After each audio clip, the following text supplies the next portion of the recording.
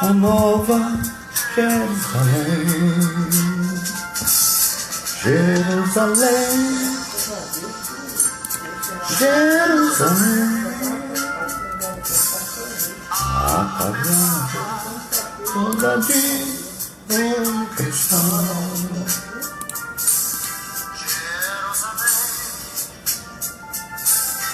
Jerusalém,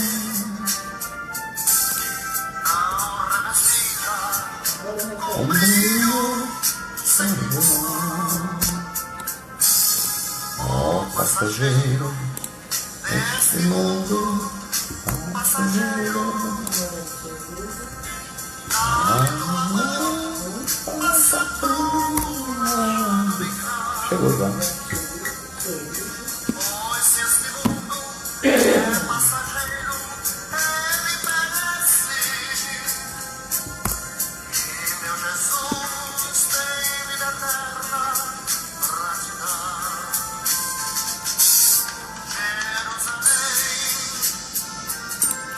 Jerusalém,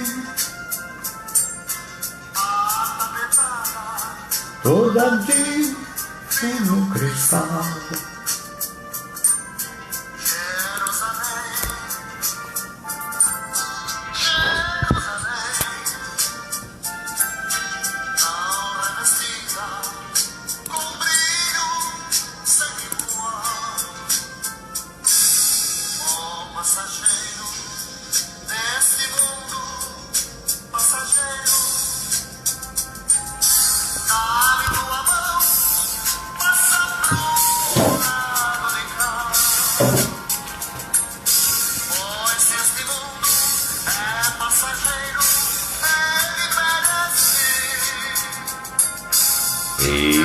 Jesus tem vida eterna pra te dar.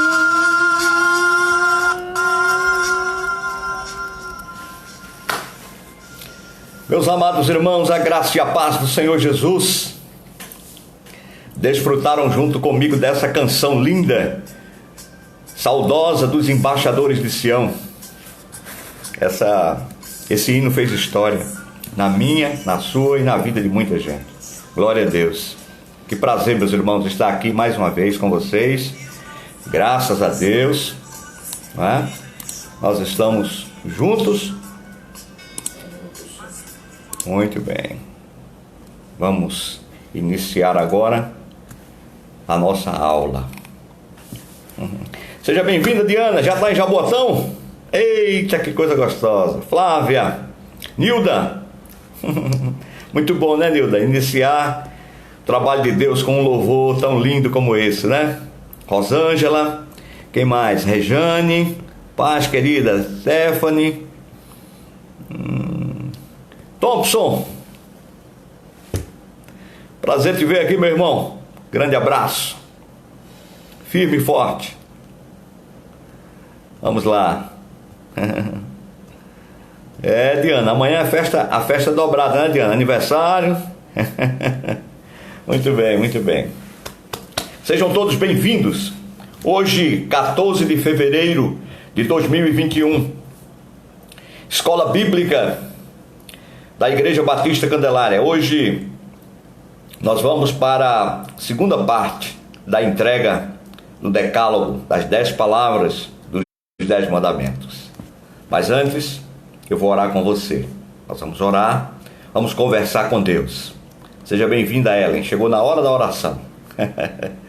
Por favor, vocês comigo? Oi, Cindy.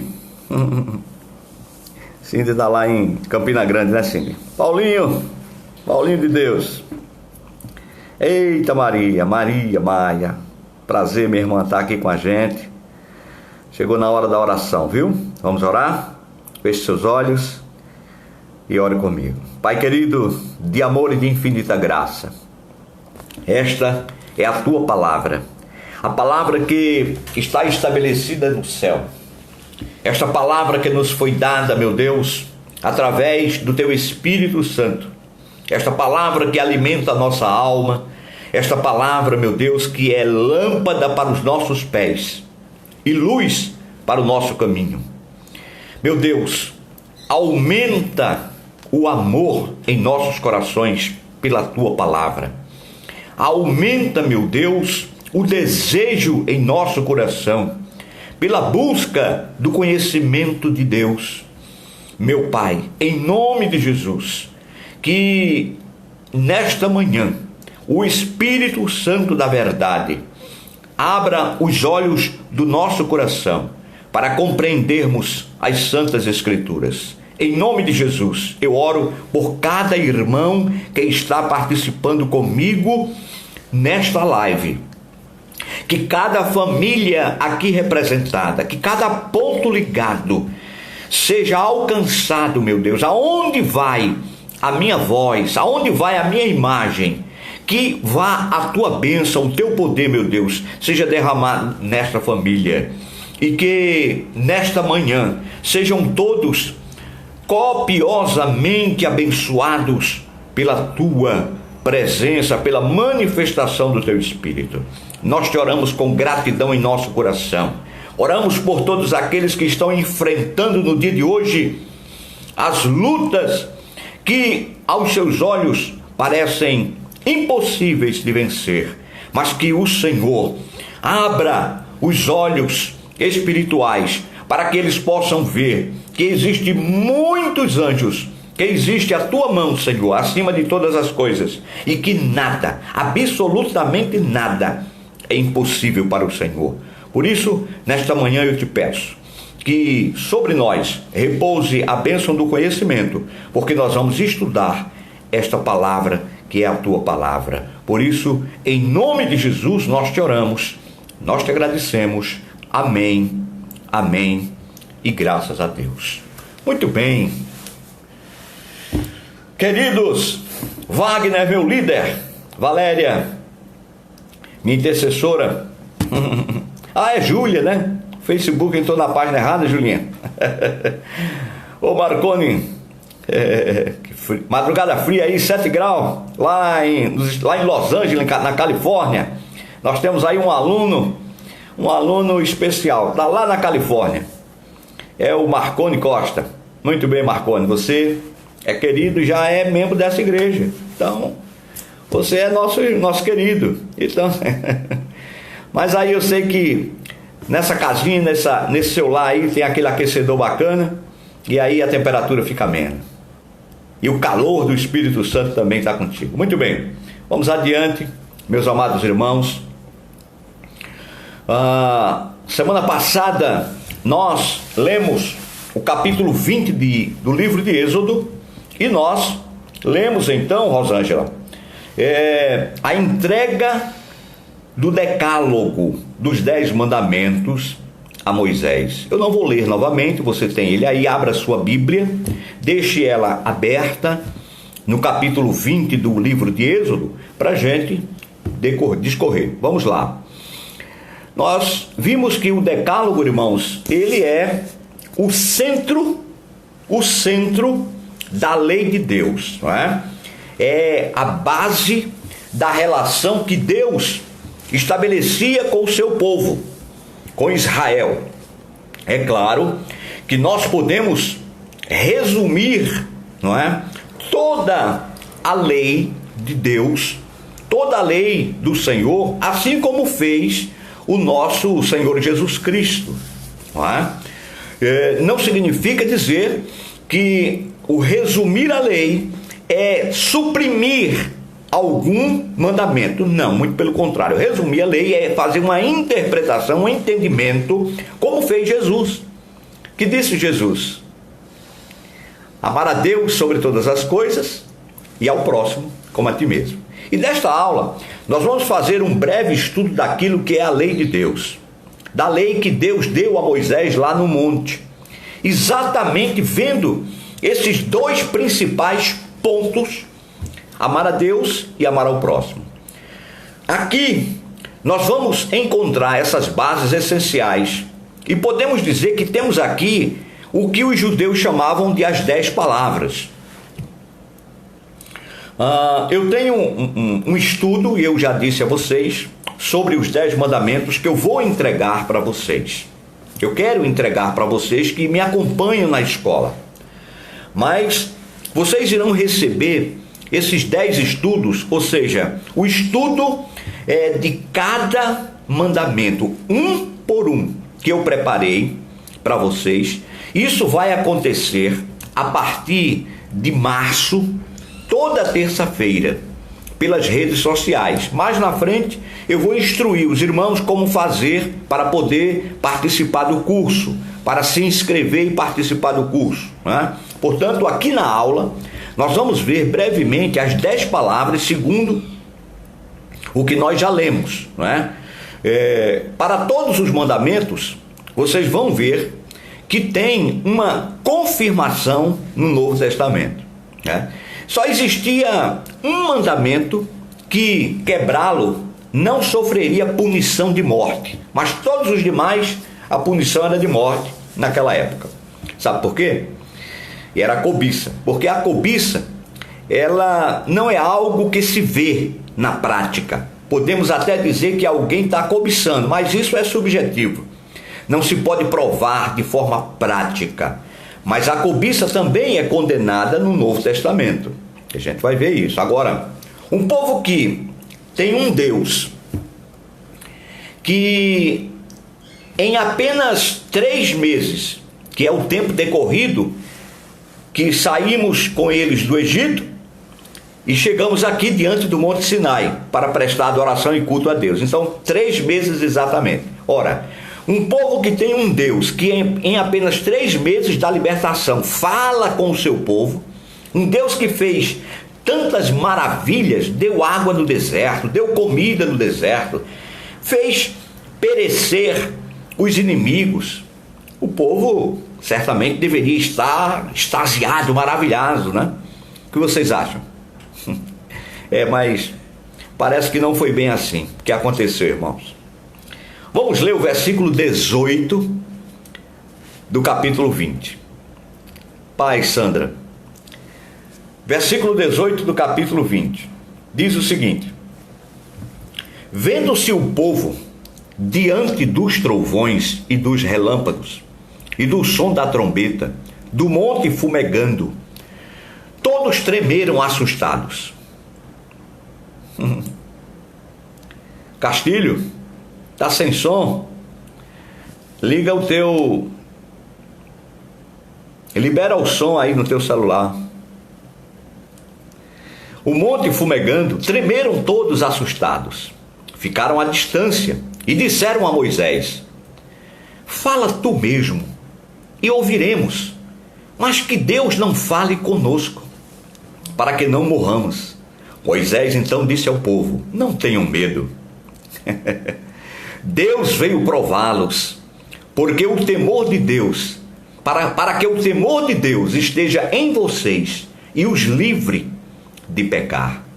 Mas o povo permaneceu à distância, ao passo que Moisés aproximou-se da nuvem escura em que Deus se encontrava. O Senhor disse a Moisés: diga o seguinte aos israelitas: vocês viram por si mesmo que do céu lhes falei, não façam ídolos de prata nem de ouro para me representarem.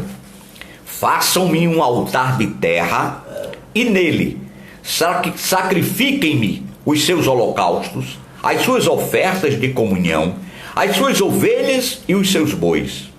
Aonde quer que eu vá, aonde quer que eu faça celebrar o meu nome, virei a vocês e os abençoarei. Se me fizerem um altar de pedras, não o façam de pedras lavradas, porque o uso de ferramentas o profanaria. Não subam degraus ao meu altar, para que nele não seja exposta a sua nudez. Êxodo 20, do 18 até o 26. Irmãos, esta decisão de Israel, ela tem consequências trágicas. Nós podemos dizer que Israel vai pagar um preço alto por optar um relacionamento com Deus à distância. Vejam que Deus queria falar para o povo, mas o povo preferiu não ouvir a voz de Deus diretamente e ouvir a voz de Deus através de Moisés. Deus queria falar com o povo, estar próximo, mas o povo preferiu ficar distante. Há razões para isso. Ele disse que temiam e para que não morrêssemos quando ouvisse a voz de Deus. Mas eles já tinham ouvido e não morreram. Eles não queriam isso. Eles queriam era que Moisés passasse todo o temor de estar diante de Deus, para trazer para eles já pronto, para que eles não se preocupassem. Mas vamos lá. Preferiram que Moisés falasse com Deus, para isentá-los do sacrifício da santidade. Vocês lembram que antes do povo se apresentar diante de Deus, Deus pediu um sacrifício, pediu um ritual. Qual foi? Que eles se lavassem suas roupas, jejuassem, não tocassem mulher, se preparassem para poder se apresentar. Nenhum tipo de sacrifício o povo queria fazer. Preferiram que Moisés falasse com Deus, para que eles ficassem isentos de quê? Isentos da purificação. Mas isso não vai ficar tudo bem. Nós sabemos o que vai acontecer. Moisés vai subir ao monte, mas o que Deus tem para falar, para dizer a Moisés, não se diz em 2 dias, 1 dia. Ele vai ficar lá 40 dias. E nesses 40 dias, o que vai acontecer lá embaixo no monte? O que vai acontecer lá embaixo no monte? 40 dias Moisés, o seu líder, ausente da congregação, lá em cima no monte, coberto por uma nuvem densa, em que não se via absolutamente nada do topo do monte. E Moisés 40 dias lá em cima, e o povo aqui embaixo. Apenas 40 dias. E o que foi que aconteceu? Você e eu sabemos. Irmãos, e o que foi que Moisés recebeu de Deus? Ele recebeu a lei de Deus. É uma lei extensa. É uma lei que cobre todo o livro de Êxodo. Ele cobre o livro de Levítico todinho, parte do livro de Números, e será resumido em Deuteronômio. E será isto tudo que nós temos pela frente para tentar compreender. Eu vou procurar fazer isso de uma forma resumida, concentrada. Nós vamos dividir em dois grandes blocos para estudo. É o amar a Deus e o amar ao próximo. Esses 2 blocos nós vamos estudar e dividir a lei como dividiu Jesus. Amar a Deus sobre todas as coisas, vamos ver o que engloba e compete a esses mandamentos, e amar ao próximo como a ti mesmo. E vamos estudar todas as coisas que competem a estes mandamentos, que estão relacionados com a relação entre nós, pessoas. Mas isto é o que a gente vai ver, tá bom? Bom, o que Deus entregou a Moisés foi a sua lei. A grande pergunta é: por que Deus entregou uma lei tão extensa, tão cheia de cláusulas para Moisés entregar ao povo. Eu vou estudar com você um pouquinho para que você entenda com clareza as razões pelas quais Deus deu a Moisés uma lei para que o povo fosse regido por ela. Irmãos, uma sociedade sem lei é muito difícil de subsistir. Uma terra sem lei vence quem? O mais forte.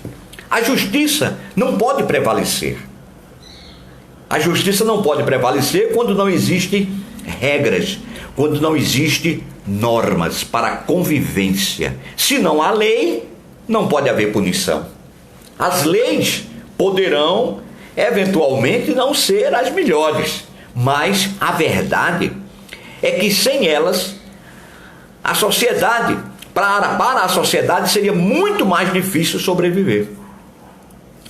É verdade que também muitos cristãos, não têm muito apreço pela lei, porque tendo entendido que a salvação, ela vem pela graça, por meio da fé, e compreendendo que ninguém pode ser salvo pela observância da lei, aprenderam de alguma maneira erroneamente achar que a lei não era importante, né? Ou seja, acha que a lei não tem mais nenhum valor. E agora, irmãos, a lei, ela não foi dada em momento algum visando a salvação do povo. A lei não foi dada para isso. A lei foi dada pelo Senhor a um povo que precisava evidentemente ter lei. Nós temos uma multidão. Olhem para todo o deserto e vejam a multidão de pessoas que estão acampadas embaixo do monte. Olhem, mais de 2 milhões de pessoas acampados. Vocês já sabem, é uma multidão enorme, que nós já vimos isso nos estudos anteriores. Essa multidão que saiu do Egito era um grupo que tinha laços familiares significativos, né? Representavam todos um mesmo povo e vinham de uma mesma família, descendentes de um mesmo homem, Israel. Daí que se chamam israelitas. São 12 tribos, entre 2 e 3 milhões de pessoas que viviam em estado de servidão sob o domínio dos egípcios e que, portanto, não existe qualquer sentido de organização dentro desse povo. Não existia sentido de organização dentro deste povo como nação. Eles eram subservientes, eram escravos. Eles não tinham necessidade de se organizar como nação, como povo, né? E agora são libertos do Egito, do cativeiro, e se veem diante de desafios homéricos num deserto, guiados por um homem, por líderes. Pois é, Marcondes está sugerindo aqui para visualizar, pense em uma manifestação em Brasília. Então olha só, era muita gente que saiu da escravidão, que não tinha necessidade de nenhum tipo de organização social, política, não é? Este povo, neste momento, eles são simplesmente um bando de pessoas muito grande no deserto, sem direção clara para uma nova forma de viver. Meu Deus, como vamos viver? O que vamos fazer? Como vamos nos organizar? Não é? O que vai limitar o que você pode e o que não pode? Então é necessário, é obrigatório que o Senhor transmita ao povo alguma orientação. E essa orientação é a lei. A lei é esta orientação. E Moisés sobe ao monte e vai estar com Deus durante 40 dias e 40 noites.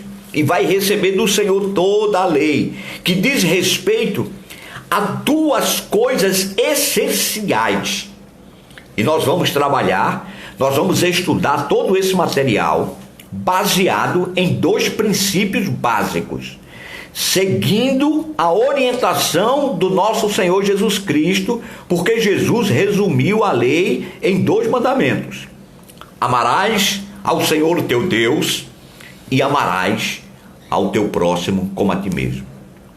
Amarás o Senhor teu Deus de todas as tuas forças, de todo o teu entendimento, de todo o teu coração, enfim. Amarás ao Senhor com tudo que você pode possuir de força em você. E amarás o teu próximo como a ti mesmo.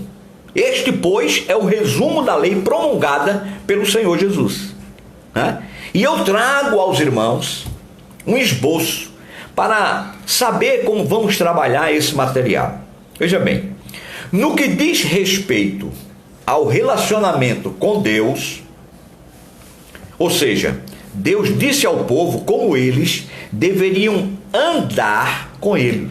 Nós vamos resumir essa primeira parte em 3 aulas. Primeiro, uma que fala sobre sacrifícios e festas, que eu vou falar hoje. Segundo, outra que vai falar sobre o local onde tudo isso deveria acontecer, que era o tabernáculo. E em terceiro, quem devia pôr em prática todas estas coisas como liderança, que era o sacerdócio. Então, eu vou dividir essa primeira parte em 3 aulas. Primeira aula, eu vou te falar hoje, que é sacrifícios e festas. O segundo, sobre o tabernáculo. E o terceiro, sobre o sacerdócio. Agora, o segundo ponto, que é pensando no amor ao próximo, nós vamos procurar entender um grande conjunto de regras e leis que o Senhor deu pensando primeiro em justiça e trabalho,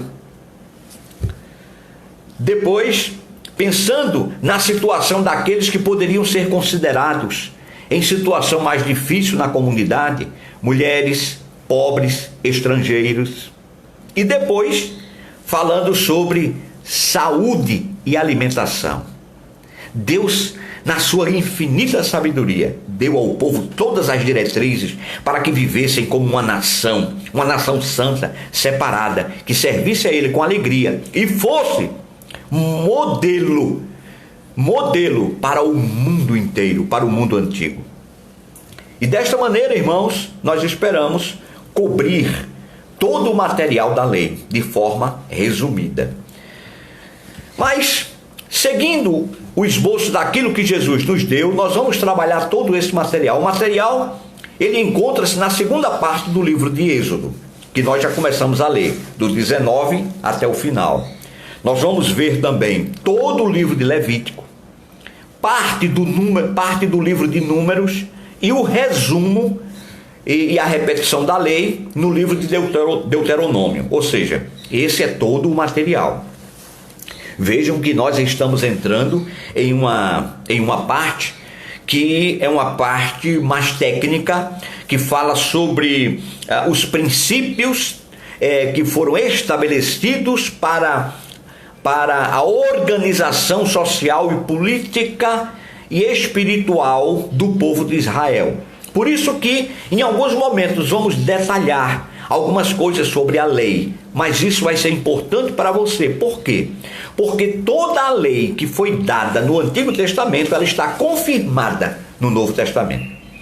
Mas tudo isso resumido para que a gente possa compreender. Vamos começar hoje com esse primeiro entendimento sobre a lei, concentrados no que Deus deu ao seu povo, os 2 conjuntos de cerimônias que serviriam para o relacionamento com Ele. Primeira parte, os sacrifícios e as festas. Eu peço que você abra a sua Bíblia no livro de Levítico. Passa um pouquinho adiante. É o segundo livro. Depois, o terceiro livro da Bíblia, Levítico. Passa o Êxodo e abre lá o Levítico. Levítico, capítulo 1.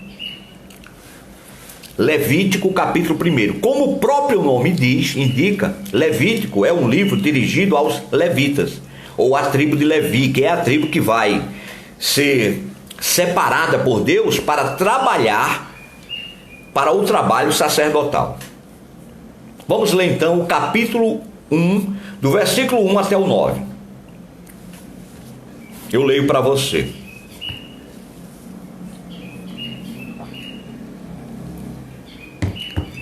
Ora, chamou o Senhor a Moisés e, da tenda da revelação, lhe disse: fala aos filhos de Israel e dize-lhes: quando algum de vós oferecer oferta ao Senhor, oferecereis as vossas ofertas do gado, isto é, do gado e das ovelhas.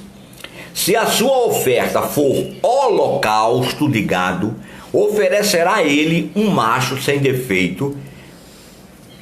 Diante da porta da tenda da revelação o oferecerá, para que ache favor perante o Senhor. Porá a sua mão sobre a cabeça do holocausto, isto é, do animal, e este será aceito a favor dele para a sua expiação. Depois imolará o novilho perante o Senhor, e os filhos de Arão, os sacerdotes, oferecerão o sangue e espargirão o sangue em redor do altar, que está à porta da tenda da revelação. Então matará o holocausto, fará o holocausto e o partirá. E os filhos de Arão, o sacerdote, porão fogo sobre o altar, pondo em ordem a lenha sobre o fogo. Também os filhos de Arão, os sacerdotes, porão em ordem os pedaços da cabeça, da gordura, sobre a lenha que está no fogo em cima do altar. A fressura, porém, e as pernas, ele as lavará com água, e o sacerdote queimará tudo isso sobre o altar como holocausto, oferta queimada de cheiro suave ao Senhor. Sacrifícios. Estamos falando de sacrifícios. A lista dos sacrifícios já encontradas aí, Levítico de 1 a 7, resumindo, nós podemos dizer que tínhamos 4 tipos de sacrifício. Anote aí. Existia 4 tipos de sacrifício. Existia o holocausto, que está no capítulo 1 de Levítico. Ai, Moisés, eu não consigo decorar essas coisas. Não tem problema. Você só anota. Ou então, você só presta bem atenção. Existia o holocausto, que é o capítulo 1 de Levítico. Existia a oferta de manjares, que já está no capítulo 2 de Levítico. Existia a oferta pacífica, que está em Levítico 3. E por fim, existia a oferta pelo pecado, que está detalhadamente do capítulo 4 até o 7 de Levítico. E esse tem mais pormenores, porque são pecados pessoais, era oferta por pecados destinados, oferta destinada por pecado, e não pelos pecados todos, como era o holocausto. Mas essa oferta pelo pecado era o pecado pessoal de cada um. Se eu pequei dessa forma, uma oferta. Se eu pequei daquela outra forma, outra oferta. Mas você vai entender isso, não se preocupe. Então vamos lá. Primeiro, holocausto.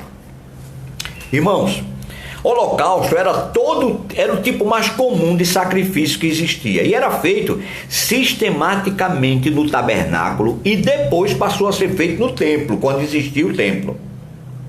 Isso era feito 2 vezes por dia. Holocausto de manhã e holocausto à tarde. E era neste momento que normalmente o sacerdote trazia, quando saía da oferta, ele trazia uma bênção para o povo. Deus dava a ele uma palavra de bênção para o povo. Ok? Tudo bem. A diferença entre o holocausto e as ofertas é que todo animal do holocausto, ele era queimado. Todas as partes, desde os sacrifícios de Abraão, passando por Isaac, por Jacó, todos os patriarcas já faziam isso. Era chamado também de oferta queimada, como a gente leu. Não era feito por um pecado específico, mas pelos pecados, holocausto pelos pecados. O sacrifício, aquele que fazia o sacrifício deveria impor as mãos na cabeça do animal e transferindo os pecados de todos. E depois era feito o sacrifício. O segundo tipo de oferta era chamado de oferta de manjares. E não vamos ler todo o texto lá do capítulo 2, porque isso ia demorar toda a aula. Mas os irmãos têm o texto aí, Levítico 2, depois o 3, o 4 até o 7, vocês podem ler em casa. Com calma, eu vou apenas dar as explicações para você, para a gente poder passar sobre essa parte, que é um pouco mais pesada. Deixa eu tentar aqui, para você não perder tempo, resumir e explicar para você entender de uma forma geral. Eu fiz uma forma bem resumida, clara, para que você possa entender e explicar a quem lhe perguntar. Bom, a oferta de manjares era a única oferta que não constava animais, porém de vegetais, constituída por farinha pura, bolo cozido, entre outras coisas. Ele tinha azeite, tinha incenso. Irmãos, era uma oferta de gratidão e consagração para louvor do Senhor pela sua bondade. Era o povo reconhecendo, era cada um reconhecendo que as colheitas eram obras das mãos de Deus, abençoando o seu povo. Então a oferta de manjares era parte do produto da terra, normalmente utilizando o primeiro dos produtos colhidos. Parte dessa oferta ela era queimada e parte dessa oferta era para a alimentação dos sacerdotes e suas famílias. Veja aí que há um princípio que nós aplicamos ele hoje na igreja. Irmão Isaías, a gente queima oferta? Não, mas é o princípio. O princípio era: o povo oferecia ao Senhor, como gratidão por tudo que o Senhor dava a ele, oferecia as primícias da sua colheita. Está fazendo a ligação? As primícias da colheita. Entregava ao Senhor, parte dela era queimada em oferta a Deus, em incenso, como aroma suave, subia a fumaça. Era como se estivesse ofertando e entregando a Deus. Obrigado, meu Deus, pela colheita, por tudo que o Senhor tem feito por nós. E parte dessa oferta, dessa colheita que era entregue lá nas mãos do sacerdote, que era entregue no altar para fazer a oferta, parte dela era entregue ao sacerdote para a sua alimentação e da sua família. Você entendeu o princípio? Desde o princípio, que Deus já havia estabelecido, esse princípio de reconhecimento a Deus por tudo que Ele lhe dá, e você devolve a Ele as primícias daquilo que Ele lhe dá. Entendeu? Já entendeu a ligação? Nós estamos falando de dízimo. Entregar as primícias a Deus. E parte dela servia para quê? Para alimentar o sacerdote. Porque ele não tinha nenhum tipo de atividade. A atividade dele era atividade sacerdotal, ou seja, era tomar conta de todo o tabernáculo e de tudo que se fazia ali. Ele era aquele intermediário entre o povo e Deus, e por isso ele tinha direito de receber parte dessa oferta que era dedicada ao Senhor. Entendeu? Muito bem. O terceiro tipo de oferta era a oferta pacífica ou de gratidão. Era uma oferta, irmãos, voluntária, que visava fortalecer a comunhão do ofertante com Deus. Parte desta carne, aí era animal, parte desta carne era comida pelos sacerdotes, e parte da comida, parte do animal era comida também pelo ofertante, em celebração a essa festa. Esta oferta ela podia ser dada em qualquer momento. Se alguém estava grato a Deus, queria demonstrar isso, ele trazia uma oferta ao Senhor, pegava o seu animal, macho, sem defeito, e ia lá fazer uma oferta de gratidão. Meu Deus, obrigado, meu Deus, por essa conquista. E aí ele fazia uma oferta de gratidão. Uma oferta alçada, uma oferta de gratidão. Né? Hoje a gente não entrega os animais. A nossa oferta de gratidão, você vai lá e bota no seu envelopezinho, meu Deus, muito obrigado. Muito obrigado, é para a tua obra aqui, olha, eu estou grato ao Senhor. Um coração grato, um coração devotado a Deus. Então, olha só, se alguém estava grato a Deus, queria demonstrar isso, ele trazia sua oferta. Se alguém tinha tido uma vitória particular, ele trazia uma oferta pacífica. Nasceu um filho, ganhou uma bênção, fez um grande negócio, foi abençoado. Aí ele pegava a oferta e trazia. Enfim, muitos motivos diferentes podiam servir para uma oferta de gratidão, uma oferta pacífica. Isso mesmo, Marconi. Olha aqui, Marconi aqui dando uma clareada aqui no entendimento, né? Dá a Deus antes de usar para nós. Ok? Muito bem. E o salário do sacerdote incluso nisso, perfeitamente. Pois é. Então, o quarto tipo de oferta era oferta pelo pecado. Nós temos a descrição do capítulo 4 até o versículo 7 de várias situações diferentes, em que era preciso oferecer animais em sacrifício ou oferta pelo pecado. Essa oferta era feita pelos pecados específicos, como eu disse antes.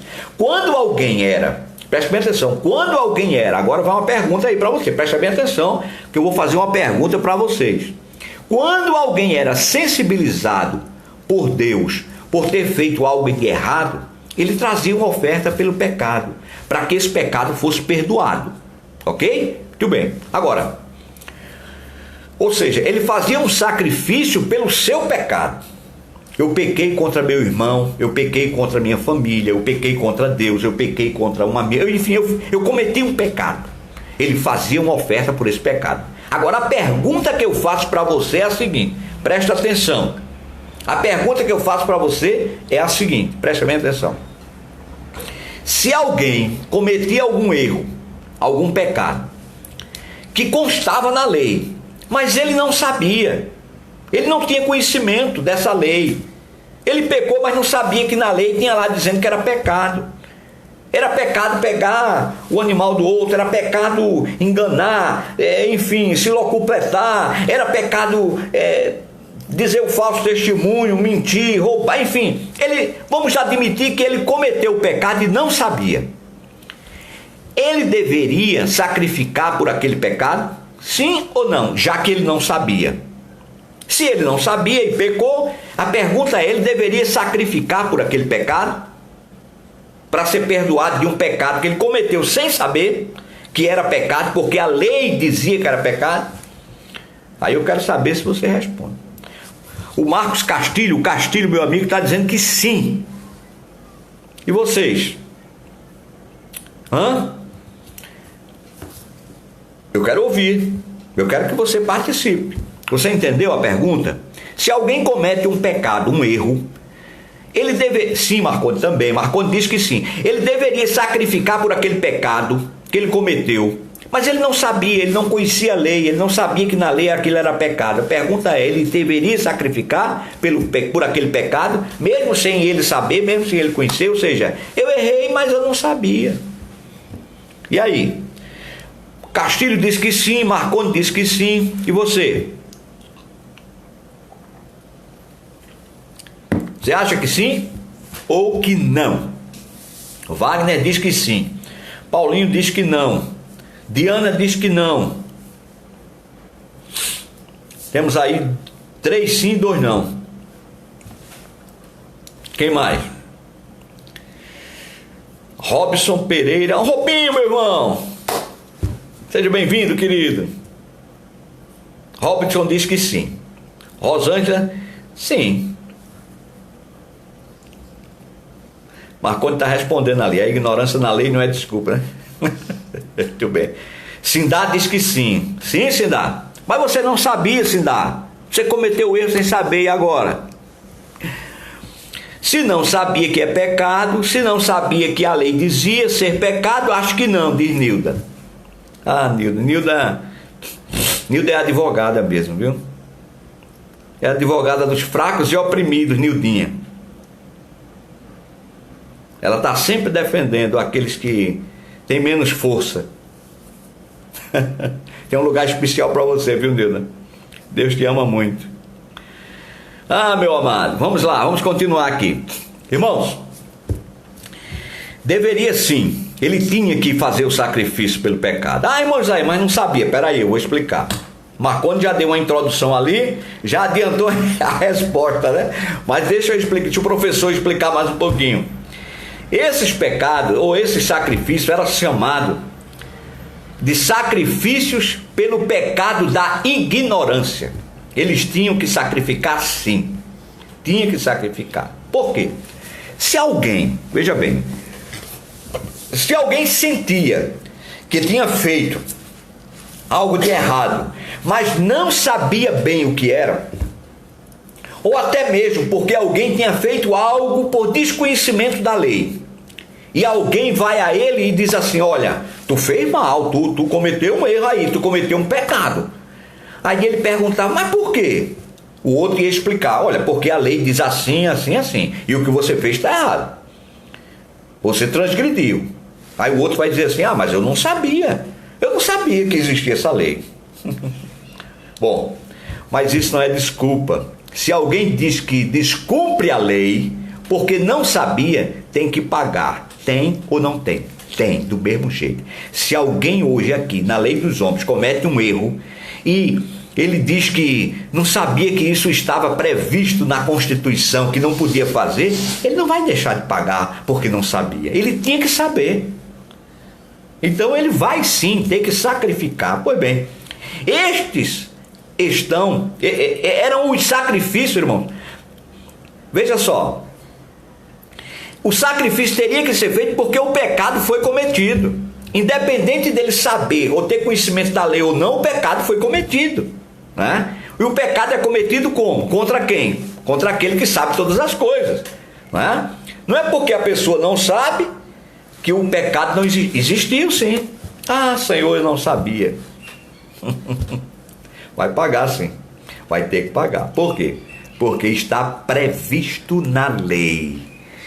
E os mandamentos, as normas, as regras e a lei que foi dada a Moisés, havia previsto também o pecado da ignorância. Se alguém pecou mesmo sem conhecer a lei, vai conhecer agora. Mas o pecado foi cometido, o erro foi cometido. Se o erro foi cometido, tem que haver reparação desse erro. E a reparação era a oferta do sacrifício. Hoje, ninguém vai cometer um erro contra o seu vizinho, seu parente, seu família, seu irmão, seu erro. E diante do juiz ele vai dizer: mas seu juiz, eu não sabia. O juiz: tudo bem que você não sabia, mas a lei prevê que esse erro vai ter que pagar assim, assim. E o cara vai ter que pagar, e a partir daí ele vai saber e não vai mais cometer. Quer dizer, é o que se espera. Pecou por não conhecer a lei, é verdade. É também isso, Nilda. Olha a Nilda aí dando resposta. Pecou porque não conhecia a lei, deveria conhecer. Bem, é verdade. Deus nos deu o instinto de discernir, irmãos, o que é certo e o que é errado. Às vezes a gente diz que não sabia, mas no fundo, a gente sabia, e Deus sabe que a gente sabia, né? Muito bem. Bom, agora, preste bem atenção no que eu vou dizer. Preste bem atenção nisso que eu vou te falar. Quando nós estamos a falar de sacrifício, precisamos lembrar que cada vez que um holocausto, um sacrifício pelo pecado era levado à presença do Senhor, era um anúncio da salvação de Deus que um dia viria através de Jesus Cristo. Muito bem, Castilho, falou de Osés aí. O meu povo é destruído porque lhe faltou conhecimento, é verdade. Então, nós não temos essa desculpa de não conhecer. A lei existe, precisamos conhecer. Cada vez que o povo reconhecia que o pecado implicava em morte, e que para que houvesse perdão era preciso que houvesse derramamento de sangue, que outro assumisse a minha morte, cada vez que o povo fazia isso, anunciava que um dia Deus ia trazer o Salvador, que iria fazer o sacrifício por todos, o sacrifício supremo, superior, completo, absoluto por toda a humanidade. Ah, irmãos, quando Jesus morreu na cruz, ele completou e fechou o ciclo do sistema sacrificial. Naquele dia, ele fechou o ciclo do sistema sacrificial. É por isso que nós não temos mais altares na igreja para fazer sacrifício de animais, né? Em nossos templos não há mais derramamento de sangue, não há mais necessidade. Agora, uma informação histórica: os judeus, eles não fazem sacrifício porque não tem o templo. Eles só querem fazer se for naquele templo, que é a orientação. Deixou de fazer no tabernáculo, fazer no templo. Como eles não têm mais o templo, estão esperando a reconstrução do templo, eles não fazem. Porque o judeu ortodoxo mesmo, ele fica ansioso para que o templo volte, para que ele possa fazer o sacrifício. Porque ele sente que está em falha pelo fato de não poder fazer.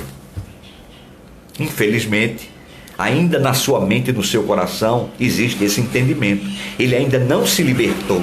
Ele ainda não entendeu a vinda do Senhor Jesus, que veio para fechar o ciclo do sacrifício, né? O sistema do sacrifício, e fez um sacrifício eterno.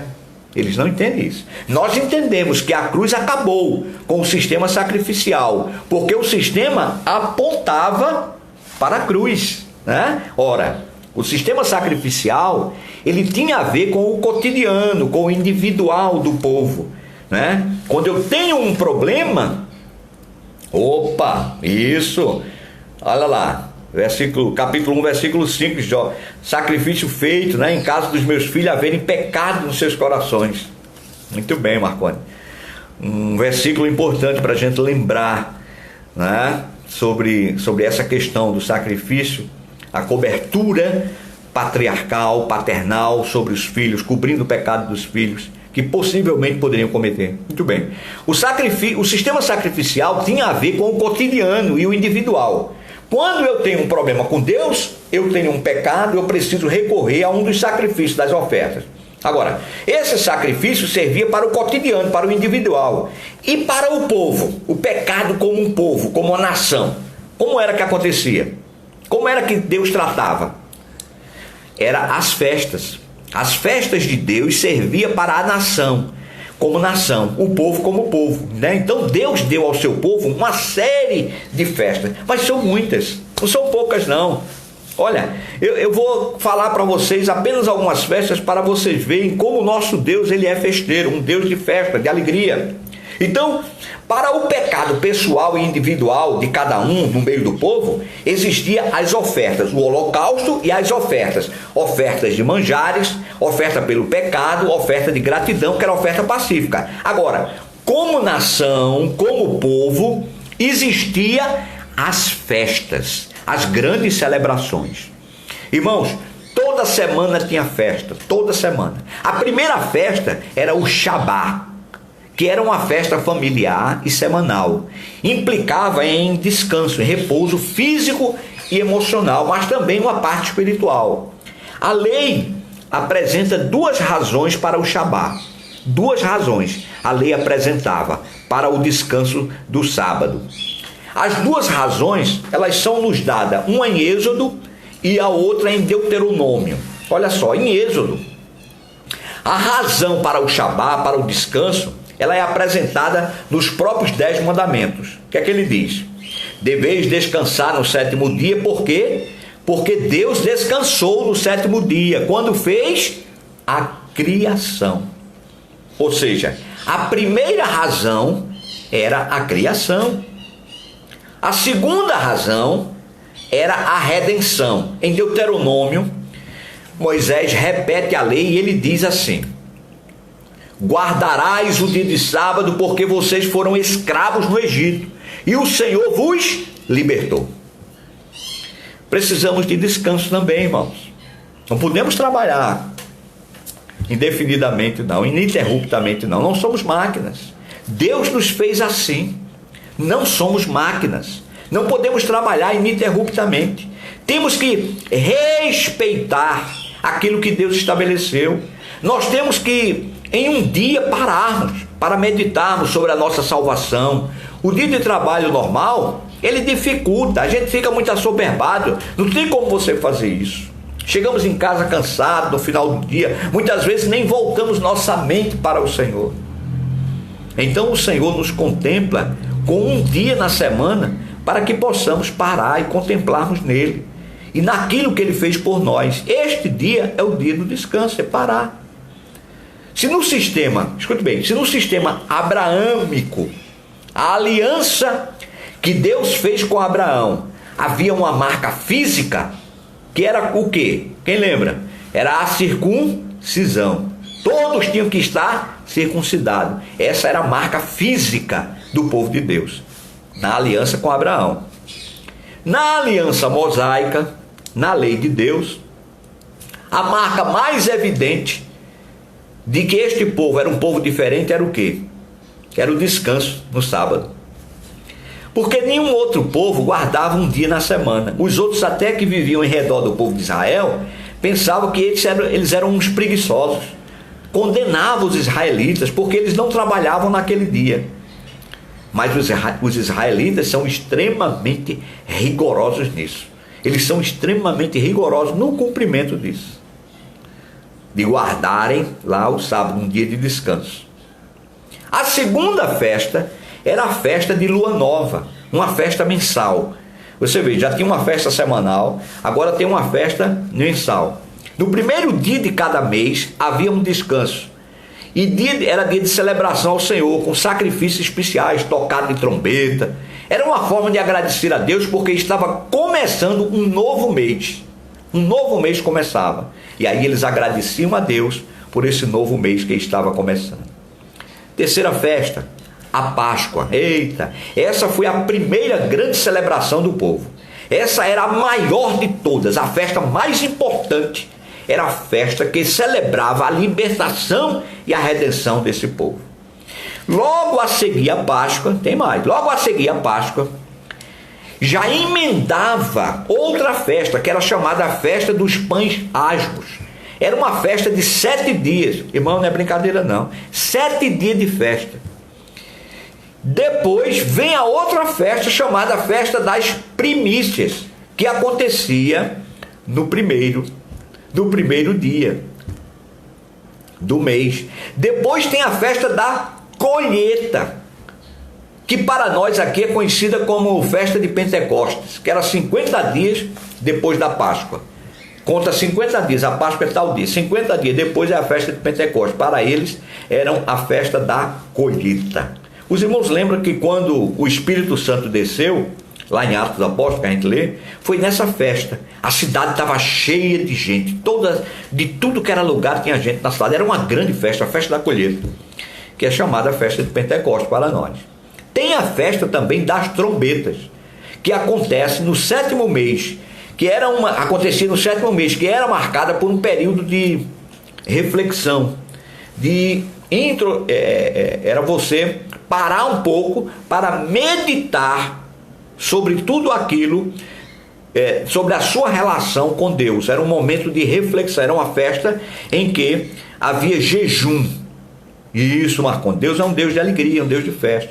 Nesse mês, no 7º mês, no 10º dia, já acontecia outra festa, que tinha o mês da festa das trombetas, né? Que era um período de reflexão, um mês, e tinha que haver jejum. Tinha também, nesse mês, no 7º mês, no 10º dia já acontecia outra festa, uma festa dentro da outra. Era chamada a festa da expiação. Israel tinha que parar para jejuar e pedir perdão a Deus. Olha que coisa linda. Houve uma ocasião, inclusive, e aí é histórico, vocês devem lembrar disso, a guerra dos 6 dias. Houve uma ocasião em que os árabes aproveitaram a data em que tudo estava parado em Israel, inclusive as tropas de segurança, para invadir e atacar Israel. Mas não deu certo, a gente sabe disso. A guerra terminou em 6 dias, o que foi certamente uma intervenção de Deus, né? Uma intervenção divina. Essa festa era obrigatória, todo judeu tinha que jejuar, era uma única festa que não envolvia comida, mas jejum. Então, irmão, já pensou o povo todo jejuando e buscando a Deus, orando a Deus? Será que Deus ia permitir uma invasão e destruição do povo? Pois nada, deu tudo errado. Os árabes, pegaram o beco. Deus entrou com providência. Tem outras festas, mas a gente vai avançar para a segunda aula sobre esse primeiro ponto. A lei diz a respeito do relacionamento com Deus, né? Eu preciso informar os irmãos que nós estamos com uma conta na plataforma do YouTube, onde são publicadas todas as pregações de domingo, as aulas da escola dominical. Essa aula que você está assistindo hoje, ela vai para o YouTube. Se você perdeu alguma coisa, chegou no meio, assistiu depois, não pode assistir agora, você pode assistir ela no YouTube. A partir de segunda-feira ela já está no YouTube, né? O culto da palavra que acontece nas quartas-feiras, uma semana é devocional e na outra semana é estudos sistemáticos. O professor Marcelo está dando o estudo do livro de Amós, Pequenos Profetas. Esses estudos também eles vão para o YouTube, né? Portanto, eu quero convidar você a visitar a página da Igreja Batista Candelária lá no YouTube, curtirem a página, se inscrevam. Tem lá inscrever-se, aí você se inscreve e tem um sininho do lado, aí você clica no sininho, ele vibra assim, aí deixa um tictezinho, isso significa que toda vez que a gente publicar alguma coisa, você será avisado, tá certo? Então na próxima aula nós vamos falar sobre o tabernáculo e depois o sacerdócio. A nossa aula chega ao fim. Eu espero que Deus tenha trazido compreensão e entendimento ao seu coração, não é? Que o Espírito Santo tenha falado a você como tem falado a mim, e que a gente tenha crescido em graça e em comunhão diante de Deus e dos homens. Irmãos, anote as coisas, as inspirações, os insights do Espírito em você. Anote, porque isso são coisas que acontecem e muitas vezes, se a gente não anotar, a nossa mente falha depois, a gente não lembra mais. E são coisas que Deus nos faz lembrar para que a gente possa ter conhecimento para ensinar a outras pessoas, tá bom? Olha, foi um prazer enorme estar com vocês, que Deus abençoe. Na próxima semana, querendo Deus, estaremos domingo aqui e falaremos sobre o tabernáculo. Amém? Deus te abençoe, uma semana abençoada para você. Um grande abraço.